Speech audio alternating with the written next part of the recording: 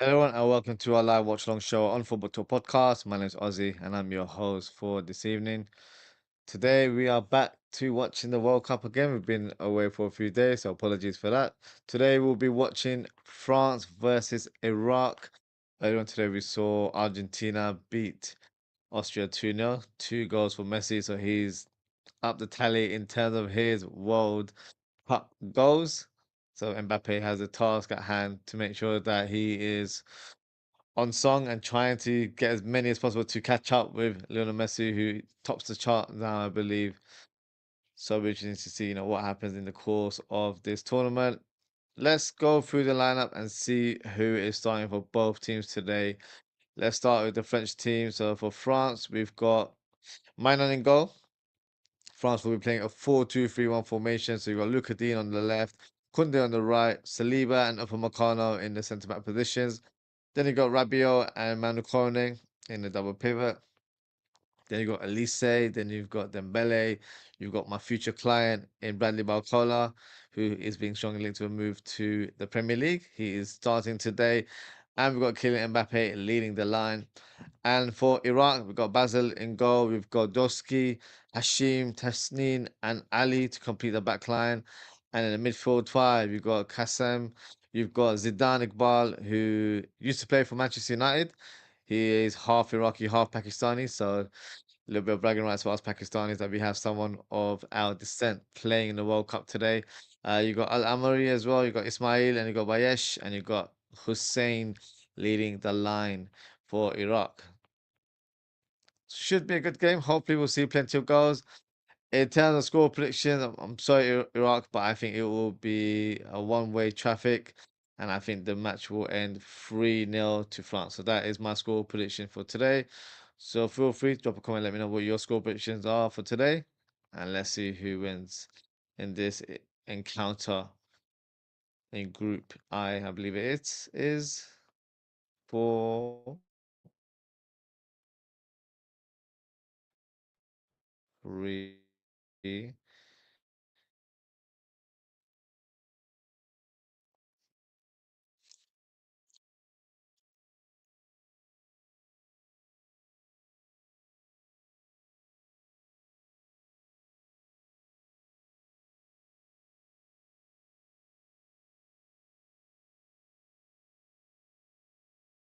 Intrigued to see how Bradley Barcola plays today. Of course, he is someone that is being linked with the likes of Liverpool and Arsenal.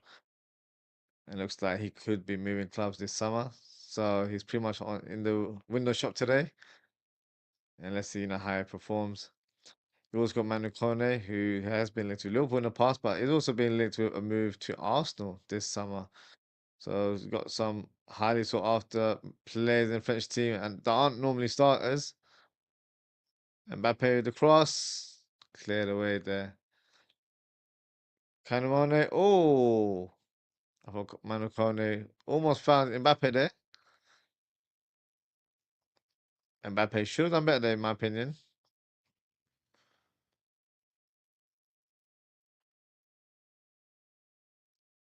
Manu Kone. I think that was a shot, but ended up going away from goal, but almost found Mbappe.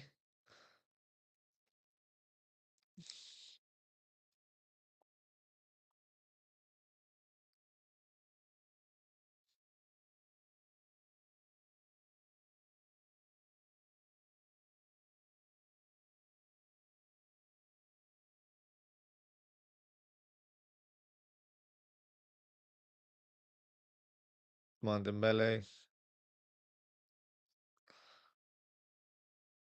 Even though the French have rotated today, not too much sort of heavy rotation. You've still got the base of the defense with Kunde, Upamecano, and Saliba. Luka Dean comes in at left back to replace Theo Hernandez.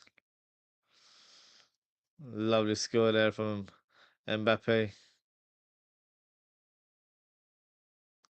Lise, oh, almost found Rabiot there.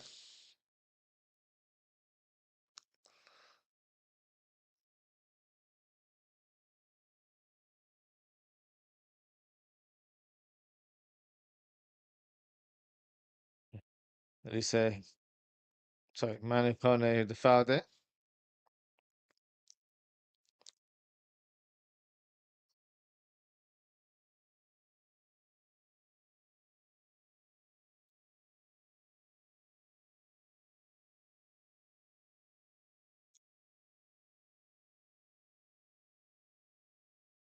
Zidane Iqbal on the ball.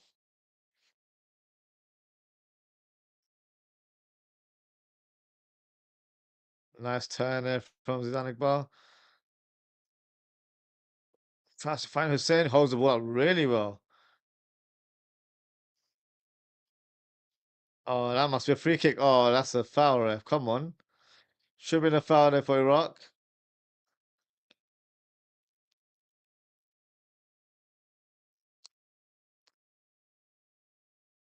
Hassan was fouled there. Definite foul for Iraq, but referee saw it otherwise, unfortunately. Ismail.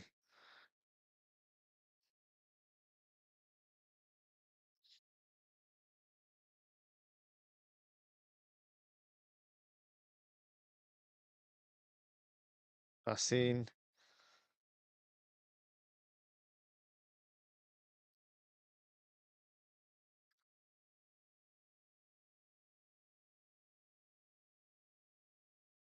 Kunde on the ball. To Dembele. Lovely touch. Oh, slightly behind Kunde there. Zidane Iqbal with the ball.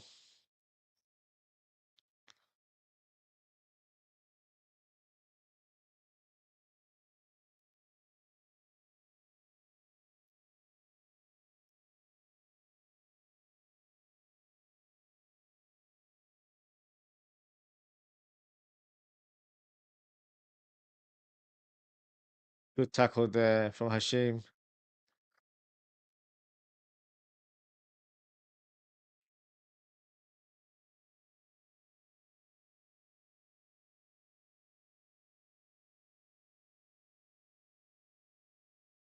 Nice pass there. Hussein almost got on to the end of that.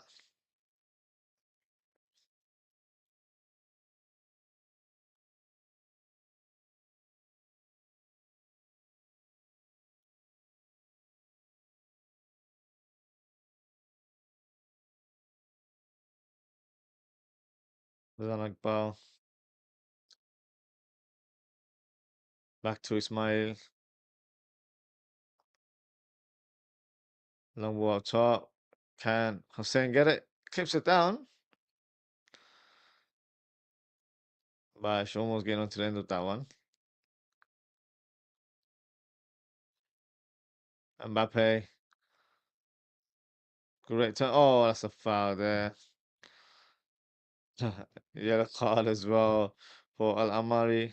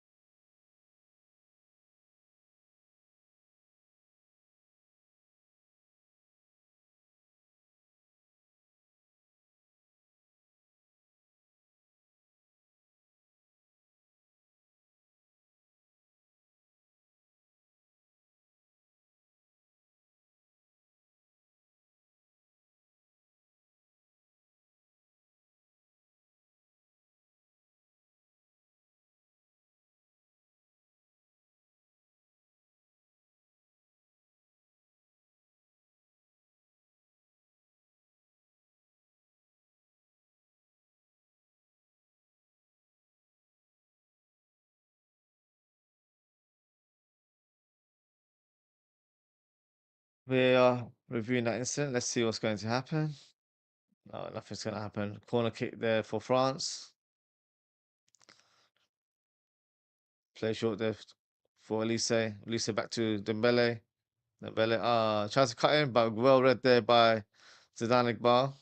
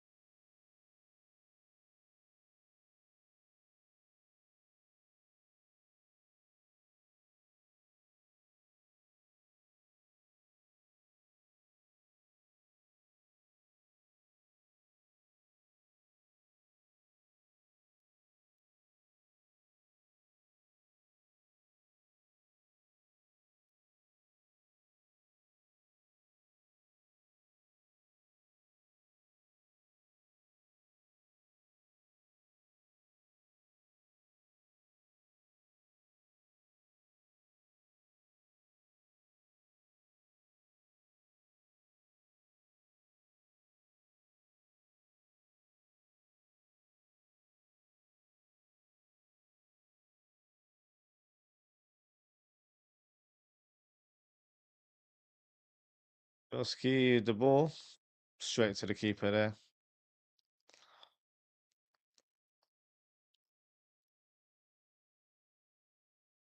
Look at the nah, play it to feet. That was not a good pass there from Lukadin. It's almost been 10 minutes. I don't think Bradley Barcolla's had a touch yet.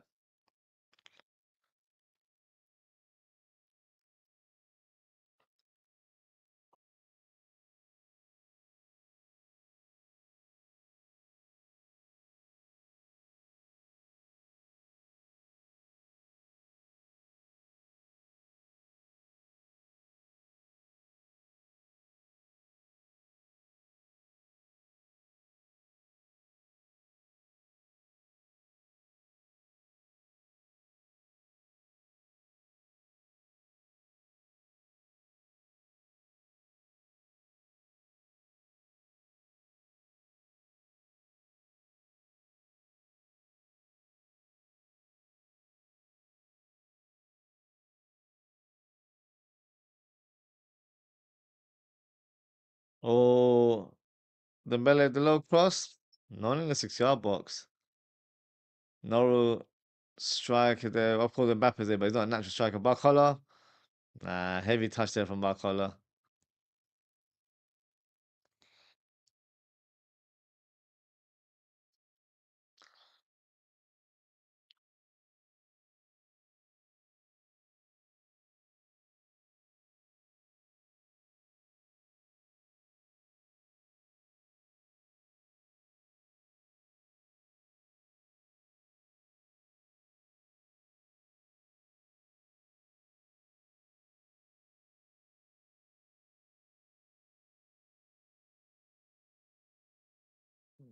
Good header there from Kunde. Iqbal. Lovely pass there. Oh, from Focano almost played it short there.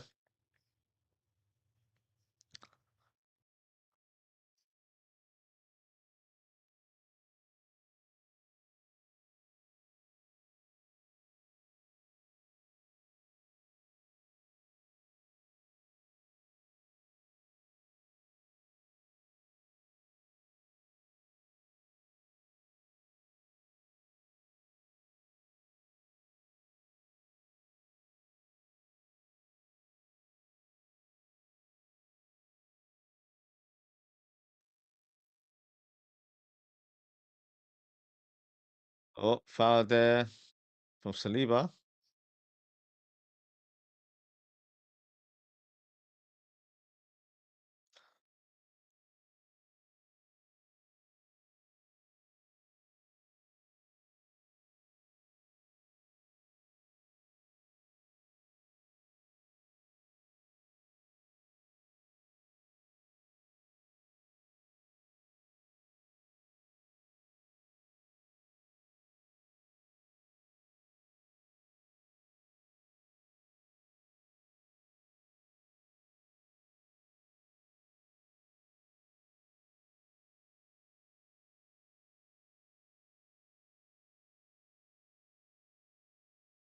Kunde to Osman Dembele. It's in. Oh, nice bit of trickery there. Mbappe to Dembele. Oh, oh, keeper. Poor goalkeeping there.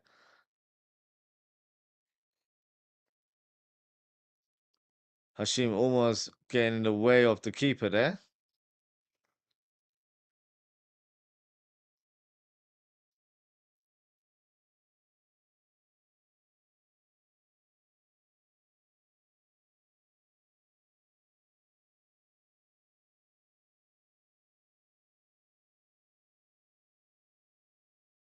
Mbappe on the ball. Nice step over.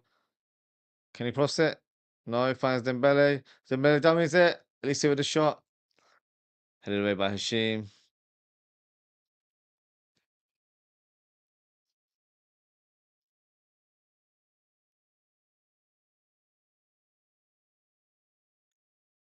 Mbappe on the right wing at the minute. Elise back to Mbappe. Mbappe the shot. Oh, what a strike. That is what you call pure power in that shot.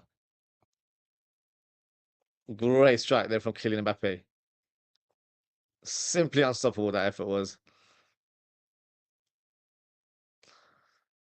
His father waving at him in from the crowd.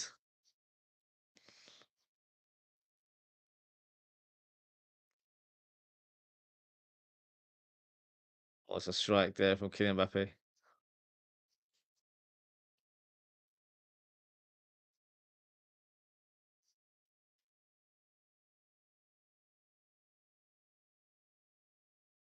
Look at that. Ooh, power. Proper lace that shot, didn't he? Keeper got a slight touch on it, but not enough. Beautiful strike. Pure power there. Love it.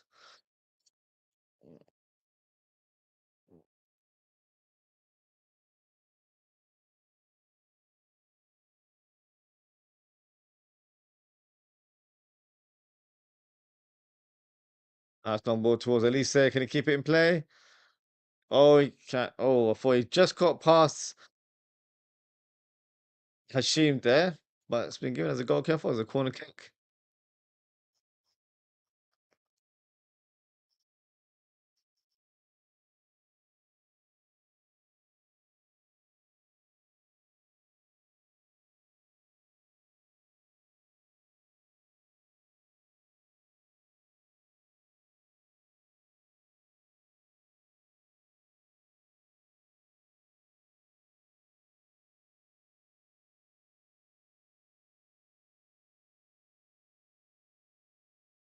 Pamecano with the ball.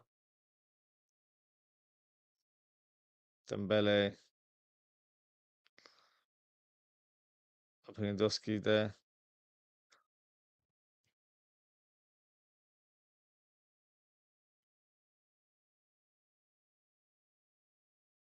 Bayesh with the clearance. Only got as far as Manu Kone there.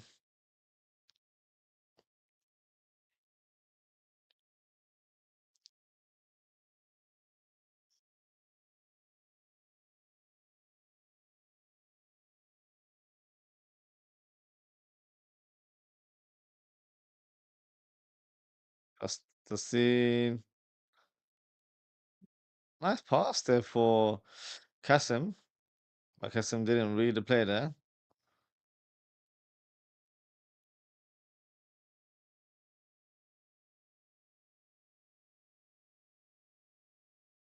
Oh, Iraq on the counter right now. Kasim with a low cross there. My man reads the play very well and denies Hussein with a tap in.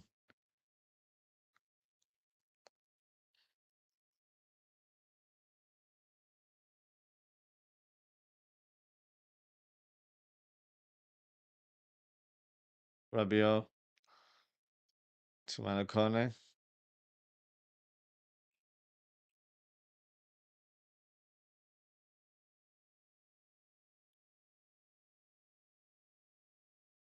Back to Rabiot.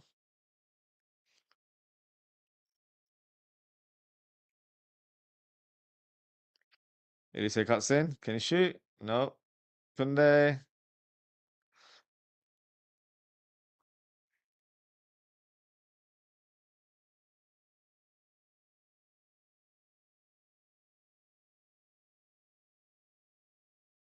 Oh, good idea from Ousmane Dembele to hit that free ball towards Mbappe, but couldn't get it through. Doski fouls Rabiot, I think it was.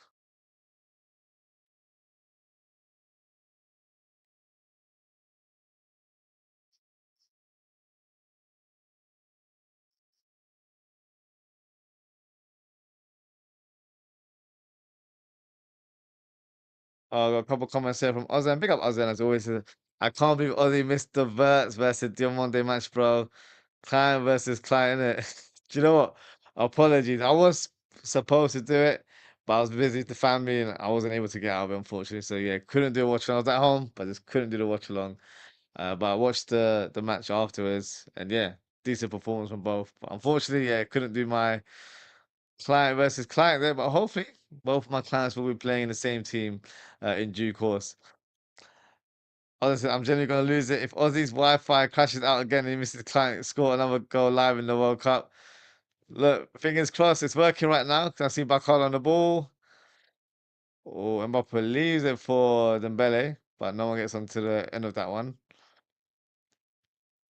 My connection has buffered a couple of times, so I'm praying that it doesn't crash in the pivotal moment there. But yeah, we're hoping and praying that my footage remains consistent today. So let's see if that is the case. Kunde, I'm not going to enter that one.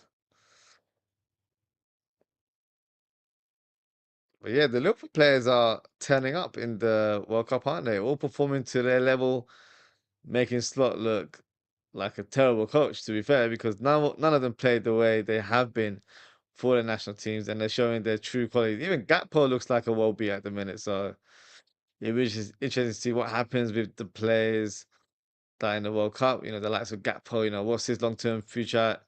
We've got a transfer talk show later on today at 12:30. So, of course, a little bit later than normal. That's only because we're doing a watch along right now. But we'll definitely talk about Cody Gakpo. We'll talk about Diomande. Talk about Curtis Jones. So there's quite a few players where not a lot of certainty in terms of what's the future for them. So hopefully we'll get some sort of clarity in the coming days, the coming weeks. I was gonna say, why does McAllister play like prime Modric, Ozzy, anytime he plays next to Messi? I mean, when you play with a player like Messi, it just uplifts you naturally. That's probably what it is. But look, if that's how he's performing, because I didn't watch the game live, but if that's how he's performing, then I'm all for it because that puts a bit of bit of credibility into the stock in terms of his transfer valuations. I'm all for it. You know, I feel like we need to sell him. You know, even if he has an amazing World Cup, I still believe that McAllister is no longer the player we need, or is no longer the player that we thought we had over the last few years. He's just not able to handle the physicality of the league, and I feel like we need to try and upgrade on him in terms of his role in the team. We need to sign a proper number six, and I've said that for quite a bit of time now. I'm hoping that's the vision. And look, if he has a great World Cup, that only puts us in a great place to sell him because there is interest from the likes of Real Madrid that want to sign him this summer. So, if he's on the shop window like that, hopefully we can get a good transfer fee for him, and that, of course, can be reinvested back into the squad. Honestly, I told you, Bo, he was saving himself for the World Cup of last season. You might have a point there. It might be valid. Yeah, that's what it comes across. But I do feel like with certain players, when they're playing for the national team, there's a different element of comfort and confidence that they play with.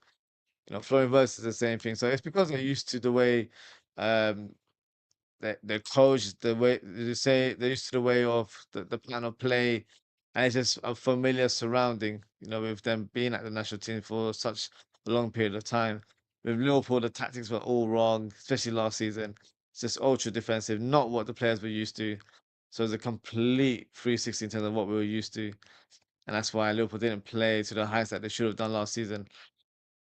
Also, thoughts on Cody playing like prime R9 so far this tournament. Look, and again, it increases his value in the market even more. And look, I'm all for it. For me, out of Gakpo and McAllister, I think Gakpo can still do a job under Iraola. But having said that, I do feel like we need to try and upgrade our wing positions as well. So if that means Corey Gakpo has to leave and we sign a player like a Barcola or someone else for the left wing, then that would be quite helpful in terms of our frontline setup. But yeah, look, if he plays the way he does, it only helps us in terms of the transfer negotiation because we've got Tottenham that are very much strong and they want to place a bid for him. Um, so yeah, let's see. Let's see what happens with Cody Gakpo. Got a couple comments here from Junior. It's Islam, bro. Welcome, Islam Junior. Hope you're well. He says, please tell me you're not a fan of Diomande. Oh, I am a fan. Let me know why you're not a fan, if that's the case. I think Diamond is the one that we need to get, honestly. Um, I know there will be like question marks in terms of the transfer fee, the valuation, but I'm not going to look into that too much. For me, as silly as it sounds, it's not my money. I'm not gonna think about it in that sense. What I'm looking at is us trying to sign the right profiles. That's the most important thing for me. I think we've done well to start the window with the signing of Munez. I think that is a very positive signing. I don't think he'll be a first team player straight away, but he'll certainly be heavily involved in terms of the games we play next season.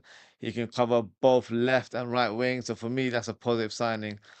So yeah, let's see. The window has literally just been open, so we'll see how Liverpool move in the market, and I think that we might get some surprises. I really do. So, yeah, let's see what happens.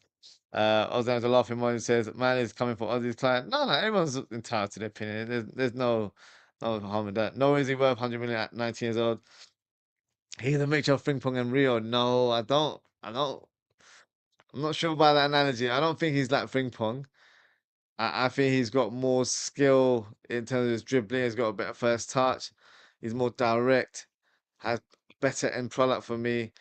In terms of the 100 million valuation, I don't disagree with you. I don't think there's many players that are worth that kind of price range, especially in this day and age where I'm going to probably show my age a little bit, but the players nowadays weren't the players that we saw in the 90s or in the early 90s. Like those were like real world class players. They were a vast majority of the players that we used to see in those were top class or world class. Right now, you can probably pick a handful of players that will put in that world class category. So I don't disagree with you. I think the transfer fee is a bit absurd, but unfortunately, that is the current market. The market isn't really helpful in that regards. Everyone is at presenting at inflated prices, and because of that, unfortunately, Liverpool have to go above and beyond and pay over the odds. It's just the way it is. Just look at the Premier League. If you're a half decent centre midfielder, you've got a price tag of 100 million immediately. Like, that's how it is right now. Elliot Anderson, good player. Don't get me wrong, but to have him valued at 130 million pounds, it's outrageous. I don't really see the logic in terms of that price point there. But hey, that's just the world we are in right now in terms of the football world and the transfer market. It's just a bit all over the place, quite frankly. Munoz is a good signing. I agree. They're very good and a very smart signing from Liverpool there. Honestly, by the way, Ozzy, Victor Munoz is currently injured in the Spain camp. Typical Liverpool, isn't it? In terms of our luck. When we signed Jacquet the following week, he injured his shoulder, and then Munoz. I don't think it's a long term injury. I think it's a slight muscle strain or something along those lines. So he's probably just out for the next game or two, which is it's fine. I'm not gonna lose sleep over that. So, but yeah, I'm intrigued to see how he does. Hopefully, we do get to see him in action for Spain in the World Cup, and hopefully that gives him the platform to come to preseason and showcase his talent once we get preseason underway. So it should be exciting time for us Liverpool fans to view our new signing very very soon. Junior says 19 years old, 2 years older than 17-year-old Rio, who, in my opinion, will be just as good, if not better, at 19 than Diomande. Um, I it's hard to say for me because even with Diamande, it's his first professional season as well, if that makes sense. But look, I feel like they can equally be world beaters. And for me, that only puts Liverpool in a great position. If we're able to get two amazing wingers like that in our team, we're cooking. And, if they are 19 and 17 years of age, you just have to look at the future's bright. That's the way I would look at it rather than thinking they're inexperienced. The thing is, with when it comes to wingers, I genuinely believe it's a young man's game. So you have to have energy, you gotta be brave, you gotta be fearless. And that's what comes with both of these players. I feel like they're both fearless on the ball. And that's what we need. We need people to take gamble, take risk on the wings, take on a man or take five man. I don't really care. If you gotta, do something to create something out of nothing on the pitch, we need that sort of play in our game. Last season we were so predictable. Probably out for cuts in shoots. We know what was going on. So Mohamed Salah, of course, not as dynamic as he used to be. He wasn't able to impact the game like he used to. So we need to have a new sort of injection in terms of new players in our team. And look, the transfer fee, I'm not really gonna dispute that. I agree, it's very very high, but it's the current market. In terms of the capacity of Rio and Diomande, I would probably say Diomande just has a bit more above him because of the experience and just the way he's performing at a higher level and he's been performing more consistently as well. He played a number of games for Red Bull Leipzig last season. And of course, he's a mainstay in the Ivory Coast team as well. So I'd probably just edge it with him one day. But that doesn't say that both of them can't be elite wingers, world class wingers for years to come. Of course they can. But wouldn't it be great if we had them both at Liverpool? Because if someone else wants to sign Joe Monday right now, I wouldn't be overly pleased with that. So for me, I'd want to get both players. Oh, well, we have Rio. Um, and another thing as well, which might be a bit of an unpopular opinion, I still believe we need to sign another left winger, especially if Cody Gakpo leaves. We still need to get another left winger. And some fans will be like, well, look, we can't get a top quality left winger because it blocks a path for Rio. But the thing is, he's only 17. We can't put too much pressure on the kid. So for me, it's more important that we get quality and depth within our squad. So if we've got Barcola and Rio competing on the left hand side, as an example, for me, that's plenty of quality. And that also means that both of those players will get a lot of game time. One won't be left out cold for the sake of it. And remember, both of them are versatile. And that's a good thing about Yan Diomande as well. He's very versatile. The last game that Ivory Coast played, he played on the left wing. He's predominantly a right winger, but he can play on the left wing. And that's something we can probably see implemented in next season because when you watch PSG last season and the season before, what makes their front line so special is that they're able to interchange with each other. Doué, Kvaratskhelia, and Dembele, they can all swap positions and they still are very much impactful. And for me, that's very, very important. And that gives you that unpredictability that teams won't know how to defend against. So for me, if we're able to get Yan Diomande, Rio, Barcola, and now we've got Manuz as well, who can play both things as well, it really bodes well for the future. So yeah, it's positive. I'm pleased in terms of what we're doing right now. I'm just hoping we get the deal done soon. I'd love to see Barcola as well. I don't know what are the chances of us getting him as well. But let's see what the future holds when it comes to Liverpool. Given the game time, 12 goal, 8 assists, signed for 20 million euros, and his value has gone up like that over one season of daylight robbery. Unfortunately, that's how it is. And I get it, he was bought for that much money, but we're dealing with a team, or we should say, dealing with a club that are strong negotiators when it comes to the transfer table there. It's just the way it is, unfortunately. And which is crazy because, of course, with Diomande, he has a few trials with a number of Premier League clubs, and they all rejected him. But of course, players develop at different rates, and I feel like he's just hit his prime form now. I'm not saying this is his peak kid. I'm just saying that he's really found himself, and I feel like the sky's the limit for him.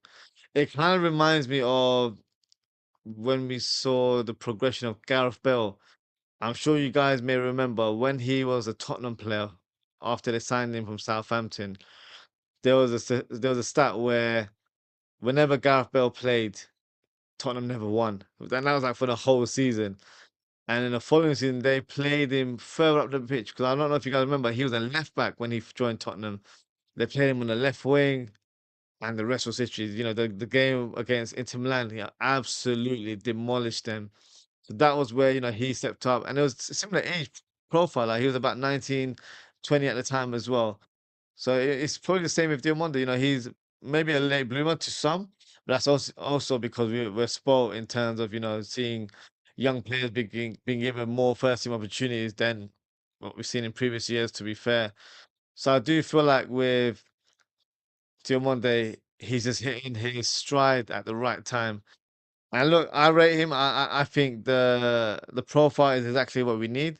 So I'm hoping that we can get it done. I know you might not be his biggest fan, but just watch him in the World Cup. I'm sure you'll be impressed in terms of what you see when he plays for Ivory Coast. Junior said, I hope Salah stays for one more season. At the minute, it's unclear. My gut feeling is telling me that he won't be staying. My guess is that he goes to Saudi Arabia. I think that's the most likely destination. But we'll find out in due course, probably after the World Cup, to be honest with you. Ozan says 34-year-old Mo Salah still delivered man of the match performance on his biggest stage. Ozzy, yeah, he got a goal and assist yesterday. Look, there's no doubt in his quality. I think in terms of what we want as a team, we need legs. Whether it's in the midfield or whether it's on the wings, we need those type of players now. We need players that are energetic and they're playing their prime years. Just like when we bought Salah and Mane during the Jurgen Klopp era, they were in their mid-20s. They were just ready to hit that next level, and that's what happened. So that's the kind of players we need in our team, and I hope we can get that done very soon. Junior said Gakpo is still dangerous and was under Klopp and is slots title winning season. I agree. In terms of Klopp, he played as a left winger, but he also played as a false nine. Did a really good job there. Under Slot, the first season he was decent. I wouldn't say he was great. Last season, I kind of feel like he fell off a little bit. Um, but look, the jury's still on Gakpo. I personally would rather see Rion Gomara start ahead of Gakpo if both of them were our left wing options in the team. But I also feel like Gakpo is at an age where he might not want to be a squad player. He might want to go somewhere else and be a first team player. And Tottenham are showing a lot of interest. They want to pay 70 million for him.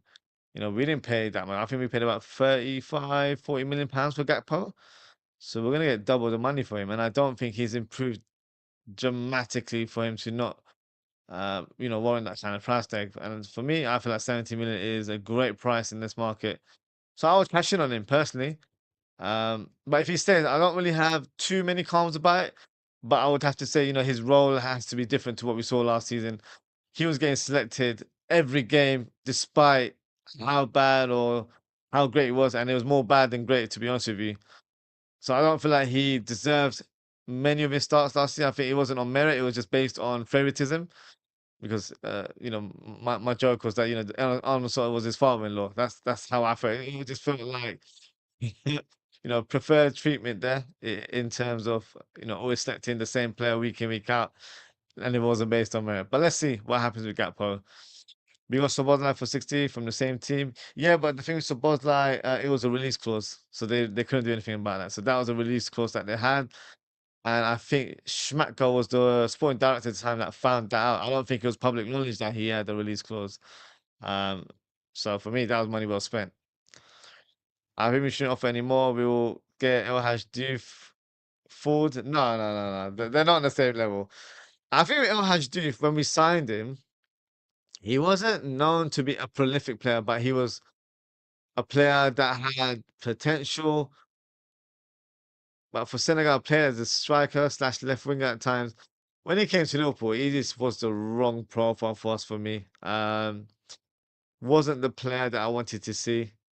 I wanted us to sign Anelka on a permanent basis, and I still feel like that's one of our biggest mistakes, in recent Liverpool history. If we had seen Anelka for a longer period of time, I think it would have been amazing. But yeah, wasn't to be. But I don't think it's the same category. I don't think Diomande is going to be like a El Hadj Diouf. I don't think it's that level at all. Junior said I haven't been impressed. That's your opinion. That's all good. I've been quite impressed with him, and I watched him for Leipzig during the season as well. Not that many times, but I've seen him a few times, and I feel like he's got so much room to grow. But even his potential at the minute is quite frightening. So I don't really rate him as a player. Bradley Barcola on the ball, driving the ball. Can he shoot? Tries to find Elise. I think should have gone for a shot there. Those are the defining moments for a player like Bradley Barcola. He needs to make sure he gets it right. Should have shot there, in my opinion. Salah still has legs and is fit. He's fit, but he's not got the legs. He's not dynamic. He's not going to take the fullback on. I feel like we need pace in the wide areas. That's something we lacked last season. That's why we were so predictable. That's why we played so narrow. That's why we weren't able to stretch teams. So we need proper width, proper width and pace on the wings. So for me, it's very important to try and get those type of profiles. And Victor Munoz is definitely one that ticks the box in regards to that. He'll go to Spurs. I hope he does. It gives us another opportunity to sign another left winger for the team. I'd like it to be Barcola. That would be my first choice. Rumors about Buwadi. Do you think he would be good if we signed? Yes. I've spoken about Buwadi for about a year or two now. He's a player I've liked because that's when he broke into the team. He was very, very highly regarded. Broke into the team for Lille when he was about 17, 16, 17. And I think he'll be turning 19 in the next few months. And he's gained so much experience playing for the first team at Lille. You know, he might be very young in terms of his age profile, but in terms of his experience, he's got probably more experience than most 21-year-olds, if that makes sense, because he plays so many games for Lille. And now that he switches alliance from France to Morocco, you know, he will be seeing a lot more of him for the Moroccan national team for years to come. So, look, for me, Boadi is an interesting profile. I think for most parts of the season, I've been saying Lamine Kamara, he's someone I really like. I like Sangare as well. But with, hold on. Oh, Mbappe with an audacious effort there. But in terms of Buadi, he's a player I hadn't seen in recent times. But whenever I watch him, I thought, you know what, he's got great potential. After his performance in Brazil, it just made me realize he's ready. He's ready for the first team, or he's ready for that Premier League level of football now. So I would love for us to sign, and I think he's available for like £50 million, which is not that much in this day and age. So for me, that would be the right profile for us. We could have had Anelka, but Julio took Diouf. We could have taken Anelka, yes, but what had happened was with Anelka, there was a bit of an issue with his brother, who was his agent at the time, and he got a bit greedy, started asking unnecessary demands when it comes to financial package. And that led us to go elsewhere. It wasn't where we were like, Diouf's better than Nelka, let's sign Diouf. We tried to get the deal done for Nelka, but they didn't come to terms. So because of that, both parties walked away, and then Liverpool had to find an alternative player. So that's why they decided to go with Diouf, who was at the time an up and coming player that was making waves in Africa. You know, in terms of AFCON, he was a player that was making a name for himself. I think he just won Africa Player of the Year when we signed him. So, you know, he was definitely at that level. But of course, not an Elka level. I don't think it was ever at that level, to be fair. Oh, great tackle from Mbappe. Oh, great tackle there from Ali there.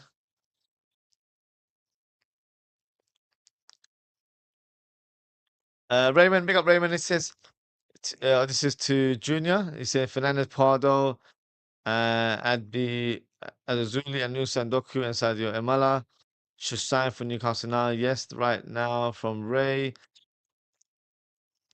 Are those signing for Newcastle you're suggesting? Okay. Fernandez Pardo is a player linked with Liverpool, but also other players in the league, which is fair. Azazuli is a good player, but I believe he's injured right now, so I don't know how much of an extent that injury is. Nusa, a player I really like. Doku, I don't think Doku's going to go to Newcastle. Uh, Imala, I'm not too familiar with Imala. Let me know who he plays for. Uh, Junior says, "You lost me, Raymond."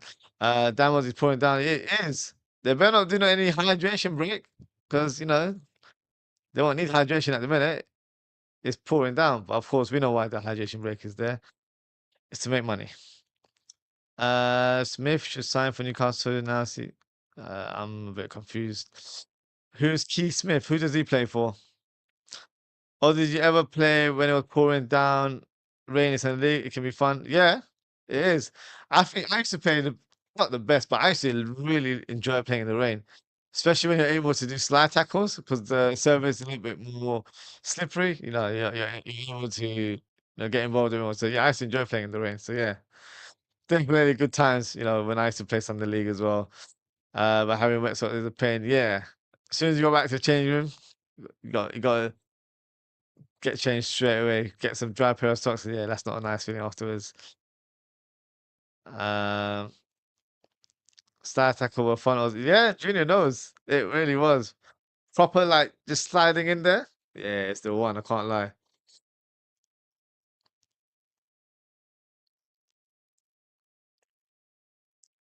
Makola to Mbappe. Aye. Passes behind the belly there. Go on, Makola. Look at pressing. Somebody drops to the ground as well.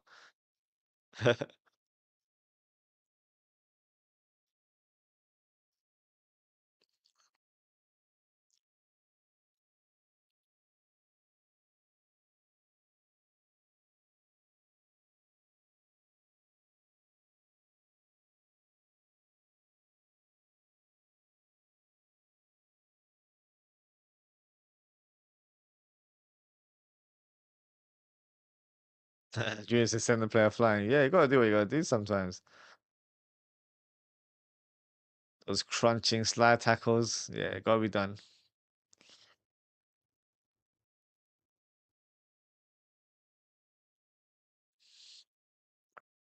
Alamari on the ball to Doski to Hussein. Sorry, Hamadi that was. Yeah, who's Keith Smith that Raymond keeps referring to? Oh, are you talking about Keith Smith, the player from AZ Alkmaar? Oh, well, Liverpool been linked to him as well. I don't know where he's going to go to be fair. If Newcastle game, that's a major coup on their part because he's very highly sought after. I was under the impression that he might move over to either Real Madrid or Barcelona. Those were the two strong links from Spain in regards to signing the Dutch player. If he goes to um, Newcastle, that's a good signing for them. Ozan, so this is a player we've spoken on before, Ozan. He's a player for AZ Alkmaar in Eredivisie. He's a centre midfielder, more of an attacking midfielder, but can play as a centre mid, even a double pivot or as a box-to-box midfielder. In terms of his look, he's got ginger hair, so that's how you recognize him if he plays for AZ Alkmaar. We've mentioned him in the past. He's been linked to Liverpool quite a number of times last season. And I think his transfer fee was about 20 odd million as well. Interesting player. I don't know if that's the profile I'd want Liverpool to get right now.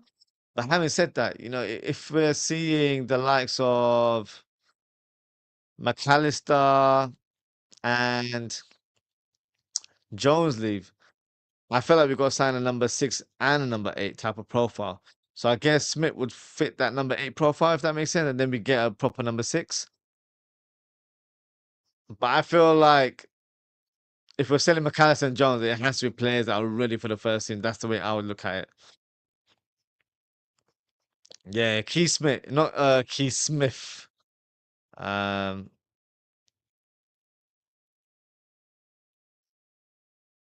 Ray's going crazy with the Keith Smith suggestions there. Man, I did an extra H to Smith. Yeah, it's not Smith. He's not English. He's Dutch. His name is Smith. 3 minutes of stoppage time.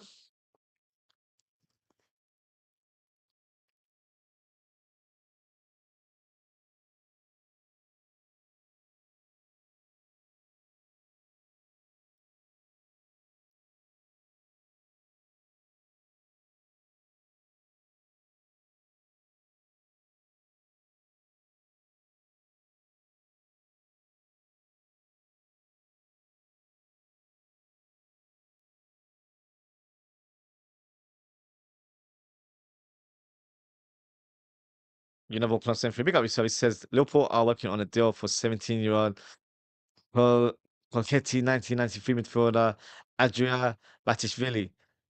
We will be talking about him later on tonight. Volkan on 73. I'm doing a transfer talk show at 12:30 a.m. and it's late for us UK residents here. But that's because we're watching France versus Iraq. So once this match finishes, then I will literally do a show 20 minutes later and we can talk about some of the rumors, some interesting rumors today. And he's a player that was strongly linked to a move to Arsenal. In fact, I actually thought they agreed a deal, but that isn't the case. So maybe Liverpool trying to hijack another deal off another Premier League team, which would be amazing in that regards. Honestly, if he was English Aussie, the asking price would be an extra £50 million in it as English. Is that based on Smith? Yeah, 100%. When it's a young up and coming player, Liverpool, these teams just like to mug Liverpool off, especially when it's English players. The price range really increases. So yeah, it's a little bit annoying. But that is the halftime whistle. France won, Iraq nil. I would say a comfortable match so far for France. Iraq have done well in terms of trying to compete, but not enough from the final third, in my opinion. But pouring down conditions are quite bad. So let's see what happens in terms of the second half. But what we'll do in the meantime, we'll take a short break. And once we return, we could talk about the game. But of course, you guys are more than welcome to talk about Liverpool and anything football related, and we can have that conversation very shortly. So I'm just going to take a few minutes break, and then once I return, we could talk about football in the half time period, and then we'll watch the game as well. So I'll see you guys very shortly.